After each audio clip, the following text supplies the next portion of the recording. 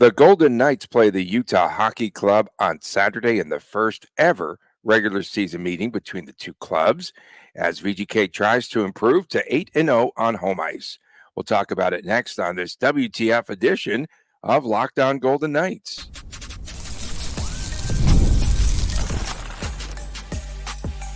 You're Locked On Golden Knights, your daily podcast on the Vegas Golden Knights, part of the Locked On Podcast Network. Your team every day. Hi again, everyone. Tony Cardasco and Chris Golick from Las Vegas. Thanks for making us your first listen every day. Find us wherever you get your podcast on places like Spotify and Apple. And of course, make sure to subscribe to our Locked On Golden Knights YouTube channel. We are brought to you today by FanDuel. Go to FanDuel.com. It is America's #1 sportsbook. Chris, this is not your father's Arizona Coyote team. Of course, the former Coyotes are mostly a part of this new Utah Hockey Club, but there's other additions. The Utah team is currently in fourth place in the tough Central Division. Utah started out 3-0, right? I think, and now they are 5-4-2, coming off of a win over the Calgary Flames after a loss to San Jose earlier in the week. That broke a 4-game losing streak. The Utah Hockey Club is without a couple of stars defensively. We talked about this a couple of weeks ago because we thought perhaps they were shopping for another defenseman. So Sean Durzi and John Marino are both out until after the new year. Durzi, shoulder surgery. Marino had back surgery. And Utah hit a rough patch after losing these two players. They did pick up this past week Detroit Red Wing blue liner, Olli Mata. So that is something that was pretty good. Traded to the Utah Hockey Club for a third-round pick in the 2025 NHL draft. So this is a fun team that you saw in the preseason. Yeah, I mean, listen, this top line, Logan Cooley, Dylan Guenther, Clayton Keller, that's going to be a line that's going to be trouble for a long time. You got Michelli on the second line. Barrett Hayton's been with the organization for a while. Nick Schmaltz, veteran. I mean, that's a pretty solid top six right there that not now, but sometime not too far from, down the road is going to be one of the better top sixes and one of the better top lines in the entire National Hockey League. Dylan Guenther's just come out flying this year. 10 points, 11 games. Nick Schmaltz, point per game pace. Clayton Keller, point per game pace. Logan Cooley, 8 points in 11 games. So there's a lot to like. I've enjoyed just looking up and down this Coyotes roster for the last 3 or so seasons. I talk about the age of the roster and the upside this team has. You said they started off very well, absolutely. And then obviously things have slowed down for the Coyotes after they had all these injuries. They had a 3-game losing streak, dropped 4 in a row to Ottawa, only scored 1 goal on Colorado. That tells you this must be a serious problem with with Utah right now. And then they drop one against the Kings 3-2, lost in overtime to the Sharks, and then they beat the Flames 5-1 recently. So we'll see what version of this Utah team comes in, and obviously we know we're going to get a really good version of the Vegas Golden Knights on Saturday. Yeah, they'll try to keep this home win streak intact. Goaltending has been meh. Connor Ingram, 4-2-2, 3.54, 880 save percentage. Vejmelka, 0-2-0, 3.04, and 889. A good time to take the over, I would suspect, in this game. And I wanted to ask you about totals. 6 by himself at home, Tony. Come on. I wanted to ask you about totals. Are they going to start putting 7s on the board for VGK? Have we seen that number yet? I don't believe so. You don't see 7 that often out there. That's just one of those crazy numbers. Could it be this game? I don't know. I don't know if we're going to even have that early of a lineup right now. I'm looking. Yeah. I don't see a line yet. At least not locally. There could be ones on some of the other apps and stuff. But yeah, it's going to be a high-scoring game. I think that's a pretty much a given at this point. I think we can almost expect Aiden Hill play, coming off of a shutout. So I mean, who knows what version of Aiden Hill we're going to get? Granted, that was the 16 save version of Aiden Hill, but it was still a shutout that he got against the Flames earlier in the week. So I don't know. Weird game. I mean, all signs point to Vegas winning this game in a rout type of fashion, like a 6-3 type of game, but you never know. Stranger things have happened. That's why they play the games. Yeah, you were talking earlier about Clayton Keller. Both he and Nick Smalt lead the team in scoring. It's kind of crazy, though. So Keller, I think, has 6 goals to lead the team, and Smalts has all assists. He's got 11 assists, still points. And he chooses his line mates well. Good job, bro. Exactly. For the Vegas Golden Knights now, after William Karlsson takes off his Pokemon costume, they'll get back in the flow. Of course, they're home for every holiday, bro. They really are. I wanted to just ask about this team and moving forward because they're going to hit a rough patch here in the month of November. They're going to be on the road an awful lot, and we've seen their struggles already this season. How do they prepare more aptly as they get ready to go on the road? That's a big question, I think. I mean, I put a tweet out yesterday talking about the Golden Knights, the games that they won, the games that they lost, the points percentage for the four teams that beat the Vegas Golden Knights now are significantly higher than the points percentages for the teams that the Vegas Golden Knights beats. The numbers aren't perfect by any means because the Golden Knights are beating these teams, so it throws them off a little bit. But point being is, even when you take out the head-to-head battles, there is still a noticeable difference in the points percentage and just the rankings, if you will, of the teams that they've beaten and the teams that they've lost to. So is this a home road split problem, or is this a Vegas Golden Knights losing to good teams and bumsling against the bad teams problem? That's what obviously we're going to wait and find out. When they go on the road and play these better teams, that certainly could be a recipe for disaster. So how do they prepare, I think, was the original question. And ask Coach Cassidy. That's his job. Figure that crap out. That's not my job. They got a good team. This is a good Vegas Golden Knights team that can score goals at will. There's no doubt about that. Is Coach Cassidy not finding a way to have the team energized when the game starts? Fair question. Coach Cassidy always talks about those first shifts of the game and the importance to have their legs right when they get out there. You have the situations where it's the last change. Are other coaches matching up against the Vegas Golden Knights better? Are the Golden Knights becoming a one-line team on the road, not at home, on the road, so the other teams are able to load up against the Eichel line, and then that leaves, lines 2 and 3 needing to carry the mail, or line 4 even. So maybe depth scoring could be a bigger issue on the road. That's a few of the things right there. But point being is the Golden Knights can't bank on 82 points at home and hope to find another 20 points on the road to limp into the playoffs. Yeah, it was just crazy because we talked about VGK just cutting down on odd man rushes for, who was that, Gary earlier in the week, right? Cutting them all, cutting them out, not down, right. Cutting them out. And then you just have the Kings on the road just skating up and down, which we thought was one of the keys to that game. And they were able to just, without any resistance. Kings showed play physical on the top line, and that could cause trouble too. I think that's another thing. But you mentioned the upcoming schedule, just real fast. Obviously, Vegas is home on Saturday. Quick road trip in Edmonton, in Seattle next week. Come back for one home game against Carolina. Couple road games, Anaheim and Utah. Not very threatening, but they're still road games. Logan Thompson and the Caps come on the 17th, and then 5-game roadie: Toronto, Ottawa, Montreal, Philly, Colorado. 3 home games: Winnipeg, Utah, Edmonton, in Anaheim, home against Dallas, and then another tough roadie in Winnipeg, Edmonton, and Minnesota. So, like I said, we're really going to learn somewhere between American Thanksgiving and about the middle of December, right when the kids start their winter break. God, the school year's flying.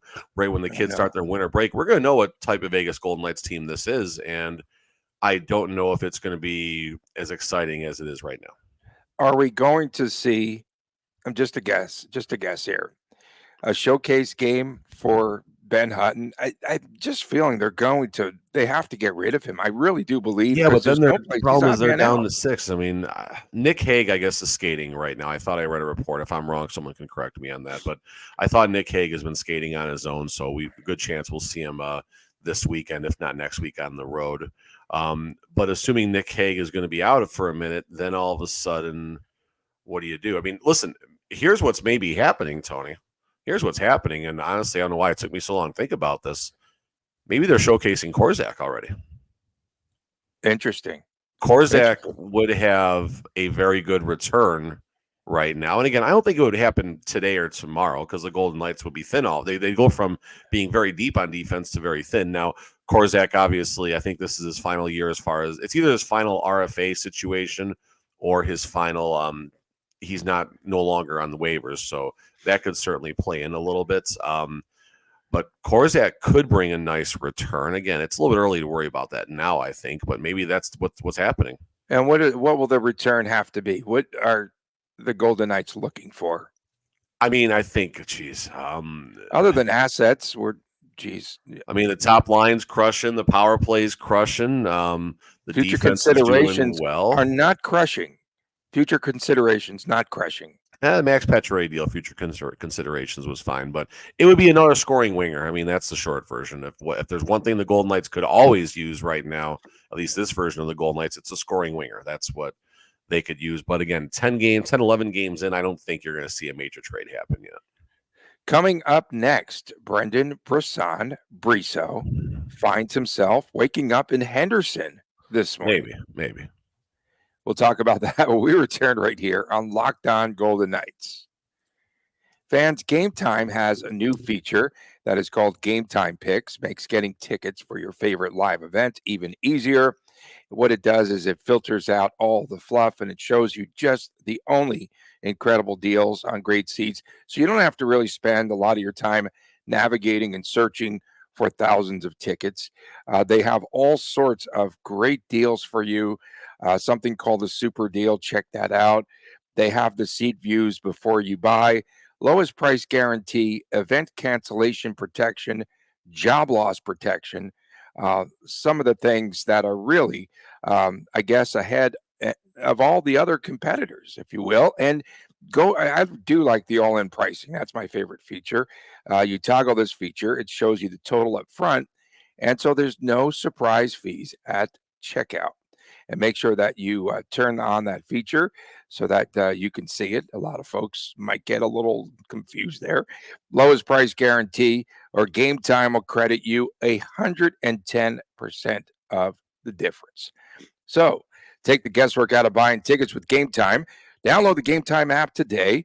Create an account. Use the promo code LOCKEDONNHL for $20 off your first purchase. Again, create an account. Use the redeem code LOCKEDONNHL for $20 off. Download Gametime today. What time is it? Gametime.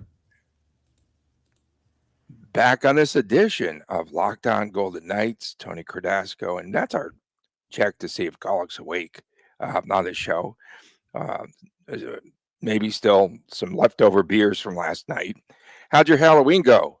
It was fun. I had a total of 2 beers. I think it wasn't enough, but no, it was nice. We started. There's always the same neighborhood. We go trick or treating kind of behind our neighborhood. A lot of fun decoration, just kind of our yearly tradition. A lot of families sitting outside waiting for the kiddos and stuff, and it was nice. And we came back to our neighborhood.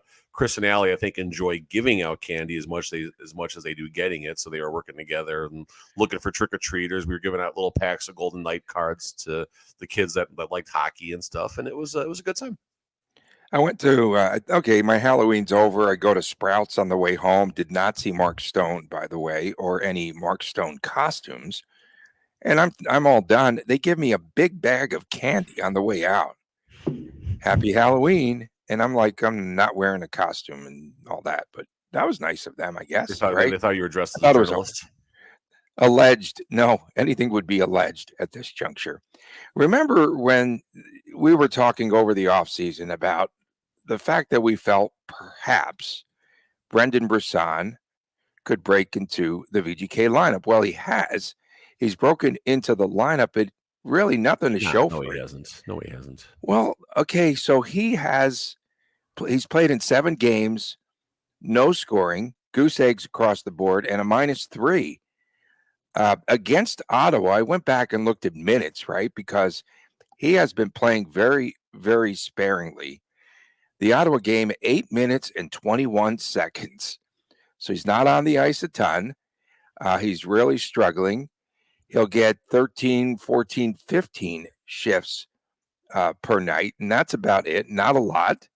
And yesterday we saw Brisson sent down to HSK on the AHL level. So, did Bruce Cassidy see enough for now, or is this a maneuver for the salary cap? And hopefully, Brisson didn't have to go across town during the gridlock yesterday because we had a former president speaking at their venue there, the Lee's Family Forum. Boy, that was it was a mess. I had to go cross town yesterday. Forget about it. So, Brisson, let's talk about what's maybe happening here. Number one, right now the Golden Knights have 12 active forwards.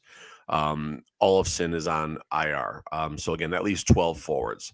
There's not a world that exists at home where the Golden Knights are going to go into this game with only 12 forwards. You will have a 13th forward out there because if something happens in warmups, you need another forward ready to go. It's very common for the scratches, if healthy, for all of them to participate in the pregame skate at the arena right before the game starts because things do happen. It's not often, but things do happen. So, all right, Brisson, number one, this could simply be a paper transaction. Set him down for a couple of days. There's a little bit of cap accrual. I don't know how that crap works, but the point being is this is something that all teams do when players are eligible to go up and down through waivers. Send him down for a day or two, bring him back up.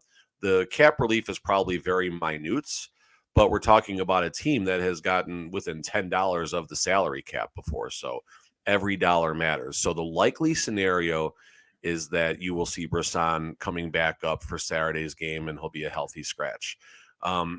If that's not going to be tonight, the Silver Knights play a home game. If Brendan Brisson draws into the lineup, okay, now Brendan Brisson I think is going to be in the AHL for a minute or two. So that's something to keep an eye on. Now, if Brisson is going to stay in the AHL, which I don't think is happening, but if he does, what's going to happen? What's the domino effect? Victor Olofsson. I don't think Olofsson has been skating, so I don't think there's a world. Has anyone asked about Olofsson? Any updates? No. I don't know. There's no updates. If there is, if I missed it, I'm sorry, but I don't think there is. So. You're not allowed to ask that question. Apparently not.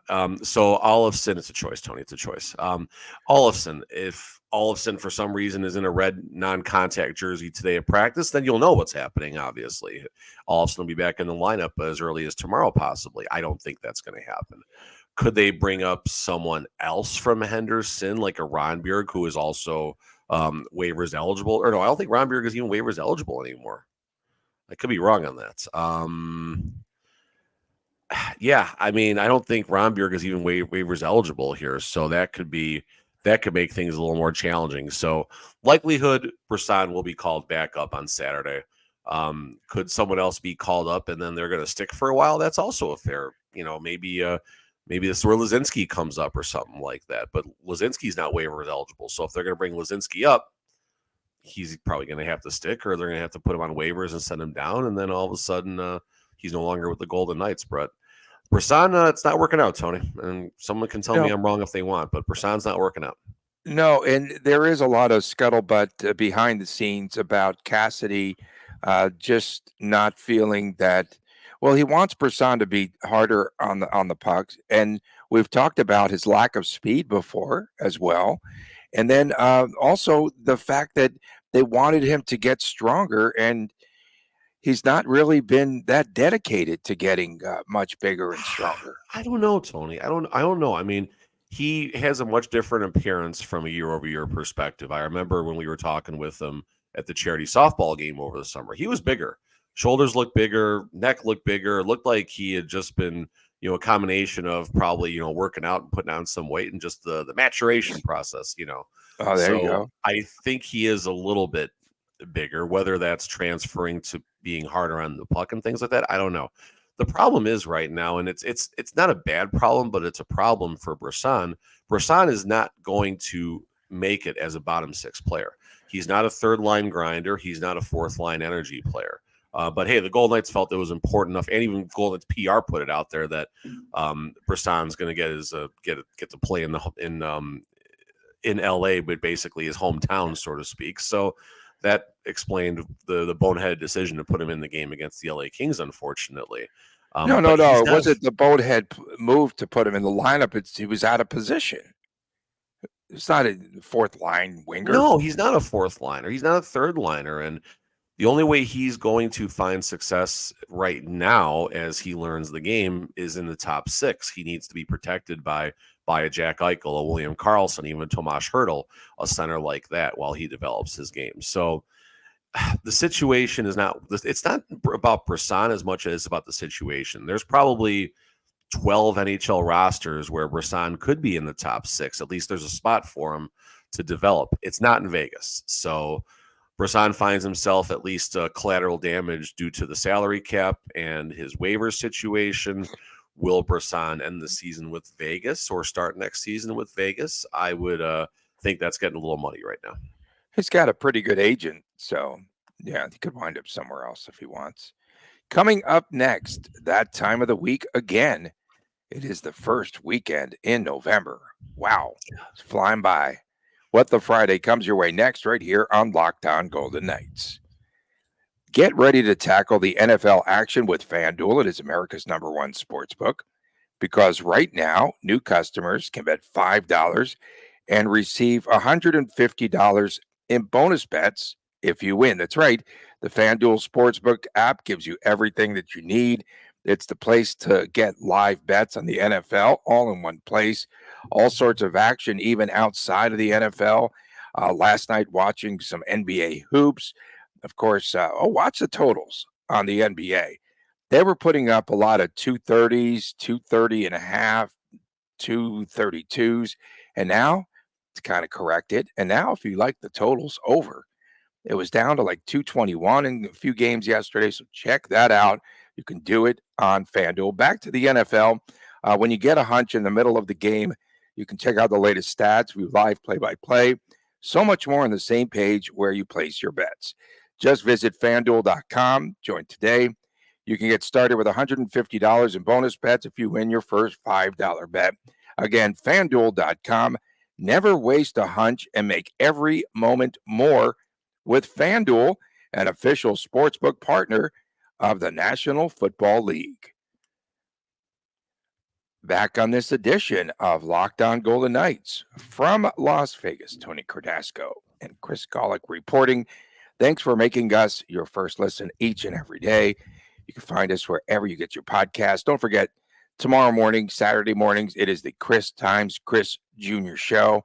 And we sure do appreciate everyone tuning in, especially our everydayers. It's time for WTF, our weekly feature here, good or bad, if you're joining us for the first time, about VGK, your comments, errors, what have you. I'm going to start off by, I just wanted to talk more about shoring up the defense in the neutral zone. And if VGK is going to have any chance of getting a win on the road, they're going to have to play better, tougher on pucks, what have you, in the center of the ice. Kings got behind them. We know that Bruce Cassidy said that they were very sloppy the other night. So they're going to have to play better and watch and keep an eye on those entries into the offensive zone. They have to play better defensively. I don't know about this defense. One day they're the best in the Pacific. Next day you want to throw them into the Pacific Ocean. WTF. No, that's all very fair. Really fast while you were doing the ad read, I was scrolling on Twitter here. I'll start with Jeremy Swayman. NHL Network, what grade would you give Jeremy Swayman so far? I remember he held out, basically waited until 2 or 3 days before the start of the season, signs that deal. Was it 8.5 or 8.25, whatever the AAV is. 8x8, was it 8x8? For a long time. 8 games, 3-3-1, 8.84 save percentage, 3.57 goals against. So, yeah, Boston, I'm sure, is rethinking maybe how that went down. So WTF, Jeremy Swayman. Good WTF, HSK, Henderson Silver Knights. Awesome Halloween/season ticket member event at the Lee's Family Forum on Tuesday night. Just a lot of fun. The easiest way to put it, they put a lot of effort into it, and it's easily noticeable. They had free food for everyone that was there. The pizza was okay, but it was free, so that made it taste better. You got to go on the ice, get pictures with some players. You got to walk around a lot of local sponsors and local teams, the Vegas Thrill there, Tony, as well. And that was very nice, giving out candy to the kids and everything. So good job, HSK. Looking on some of our on our Twitter feed right here, Lisa, there's an exclamation point for the eye. Her WTF. It's all this is right here. Hopefully, no effects tomorrow. That's in reference to Tomas Hertl. Tomas Hertl took that clean check, which knocked him out of part of the game. He was able to return, but looked a little woozy out there. So hopefully Tomas Hertl is on the ice today. Otherwise, that will validate Cassidy's boneheaded decision to put Tomas Hertl back in that game. And last one for me, we got Lloyd's Drive-Through Barbecue. Yeah, I'll give you a shout out. I don't know if your business is still open or not, but I'll give you a shout out. Lloyd loves chirping. Lloyd is, and it's not just Lloyd. Lloyd, I think, represents the Vegas fan base a lot right now. Maybe people might not like what I'm going to say, but I don't care. When the Golden Knights win a game, Lloyd is all over us on our YouTube. Oh, the Golden Knights won. Tony and Chris are sad that the Golden Knights won, and he comes up with all this stuff that he says about us and everything. But the point being is Lloyd gets very chirpy after a Golden Knights victory, but nowhere to be found after a Golden Knights loss. And that's a lot of people right now.